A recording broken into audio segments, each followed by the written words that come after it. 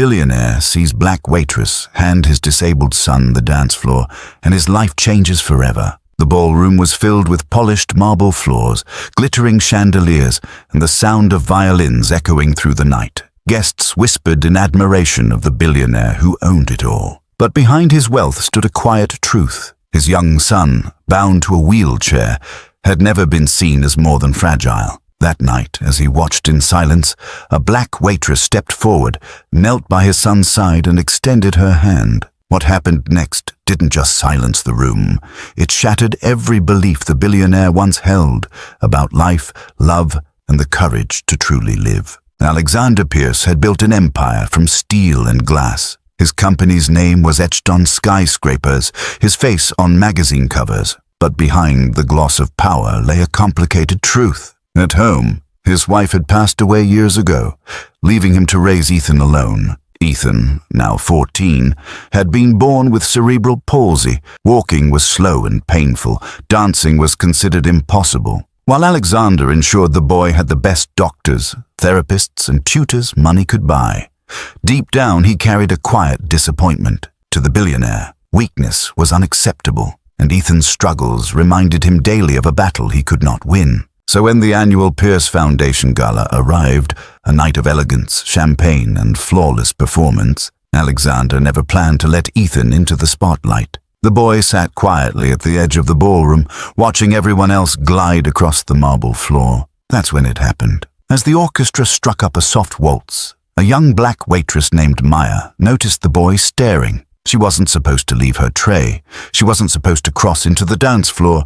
But something in Ethan's eyes stopped her. Ignoring the whispers of her co-workers, Maya bent down, smiled warmly, and whispered, "Would you like to dance?" The room froze. Ethan blinked, unsure if she was serious. His father's jaw tightened instantly. Guests noticed the odd scene, a billionaire's disabled son being approached by a server. Already, murmurs began to spread through the glittering crowd. Maya didn't flinch. She set down her tray, extended her hand again, and waited. Slowly, Ethan placed his trembling hand in hers. Gasps echoed as she guided him, step by step, onto the ballroom floor. Each shuffle of his foot against marble sent a ripple of whispers through the wealthy guests. "Does she think this is a joke?" someone muttered. "She'll embarrass him in front of everyone," another hissed. But Maya ignored them all. She lowered herself slightly, adjusting her movements to match Ethan's pace.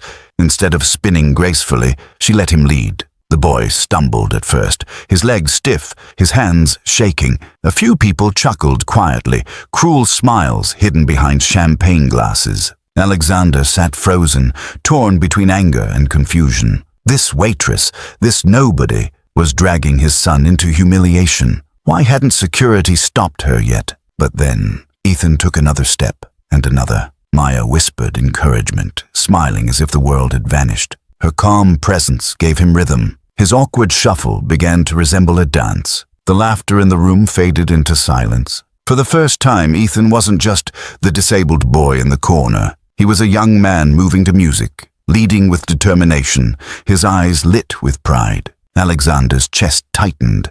He had spent millions to give his son a chance. Yet here, a stranger with no wealth, no power, no status, had given Ethan something priceless, dignity. Tears welled in Ethan's eyes as he whispered, "Dad, I'm dancing." The music swelled. Ethan moved across the floor, shaky but strong, guided not by pity but by trust. Maya didn't carry him, didn't shield him. She let him shine. Every eye in the ballroom followed their every step. The same guests who had mocked now sat speechless, guilt painted across their faces. Alexander rose from his chair.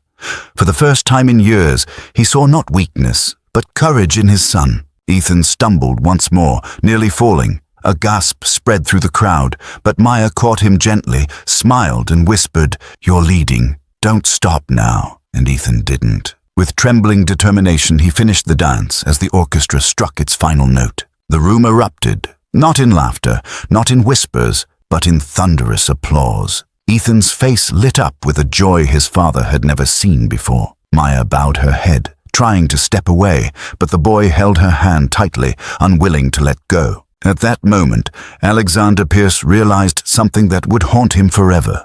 All his power, his fortune, his pride, none of it had ever made his son feel seen. But this young waitress had done it in a single dance. When the applause finally quieted, Alexander approached. His eyes, usually cold and calculating, shimmered with something unfamiliar, humility. "Thank you," he whispered to Maya, his voice breaking. The waitress smiled kindly. "Don't thank me. He just needed someone to believe he could." That night, Alexander's world shifted. For years, he had hidden his son, fearing others would see weakness. But now, he understood the truth. Ethan didn't need protection from the world.